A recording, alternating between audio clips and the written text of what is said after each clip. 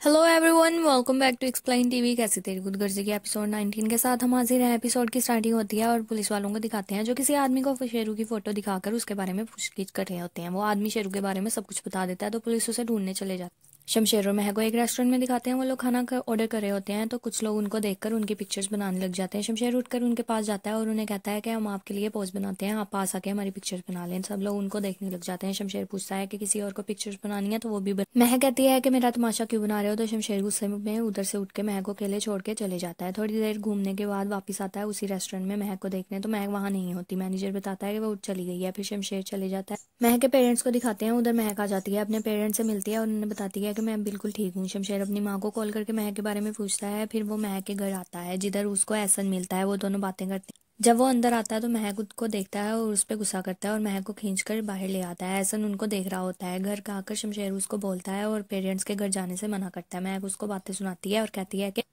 है कि एक ही बार मुझे मार दो।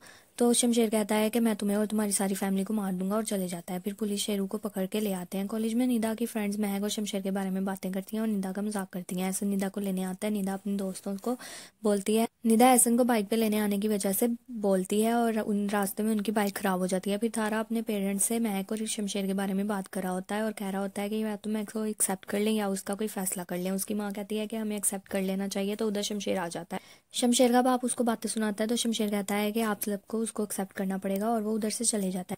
फिर महक के पेरेंट्स को दिखाते हैं जिधर उसका बाप कहता है कि शमशेर कभी भी नहीं बदल सकता, सब मुझसे झूठ बोलते हैं। और वो अपनी बेटी की बेबसी पे रोता है और अपनी गुर्बत को कोसता है। तारा अपने बाप को ऑफिस में फिर से वही बात कह रहा होता है कि महक को एक्सेप्ट कर लेना चाहिए। नवाब साहब फिर से इनकार करके किसी कॉन्फ्रेंस के लिए चले जाते हैं। फिर तारा को किसी की कॉल आती है। उधर महक को उसकी माँ की कॉल आती है जो उसके बाप का बताती है और कहती है कि शमशेर को भी नाराज ना किया करो। वो बातें करती हैं। फिर शमशेर की माँ महक के पास आती है। वो महक को पूछती है कि हर टाइम रूम में रहकर वो थकती नहीं है। तो महक बताती है कि आपका बेटा जैसे कहता है मैं वैसे ही करती हूँ। उसके अलावा आपको पता है वो अगर मैं उसकी बात ना मानूं तो वो मेरे साथ बुरा करता है। उसकी माँ कहती है कि उसको वलीमे वाली बात से रोकने के लिए शुक्रिया। लेकिन महक कहती है आपका शुक्रिया। तो शमशेर की माँ कहती है कि तुम्हें रूम से बाहर निकलना चाहिए और तुम लोगों हमारे साथ एडजस्ट होना चाहिए। और ये कहकर वो बाहर चली जाती है। निदा और उसकी माँ मेडिकल स्टोर पे होते दवाइयाँ लेकर बाहर निकल रहे होते हैं तो एक आंटी निदा को देखकर उनके पीछे आती है और उसके रिश्ते के बारे में बात करती है। शमशेर महक को पूछता है कि किधर जा रही है तो महक बताती है कि मैं किचन में जा रही हूँ और इजाजत मांगती है कि मैं जा सकती हूँ। महक उससे बातें सुनाती है और शमशेर कहता है कि अपने घर क्यों गई थी मुझे बगैर बताए, और एहसन वहां पर क्यों आया था। जब तुम होती हो एहसन वहां ना आया करे वरना मैं उसे मार दूंगा। और महक उधर से चली जाती है। महक को फरवा रोक लेती है और महक को बातें सुनाती है। महक अपने रूम में आती है तो शमशेर उससे माफी मांगता है और उसे कहता है कि मुझसे गलत होता है, मैं तुमसे बहुत मोहब्बत करता हूँ। महक कहती है कि अब तो मुझे मोहब्बत लफ्ज से भी नफरत हो गई है। वो कहता है कि तुम्हारे पेरेंट्स के घर जा सकती हो, मैं तुम्हें ले जाऊंगा। तो महक कहती है कि मेरे साथ जो करना चाहते हो कर लो लेकिन मेरा बाप बीमार है उसको बख्श दो। शमशेर कहता है कि मैं तुम्हारी कसम खाता हूँ मैं अंदर नहीं आऊंगा, वहीं से चला जाऊंगा। महक कहती है कि मेरे पास मजबूरी ना होती तो मैं कभी आपकी शक्ल ना देखती, मुझे आपकी शक्ल से भी नफरत।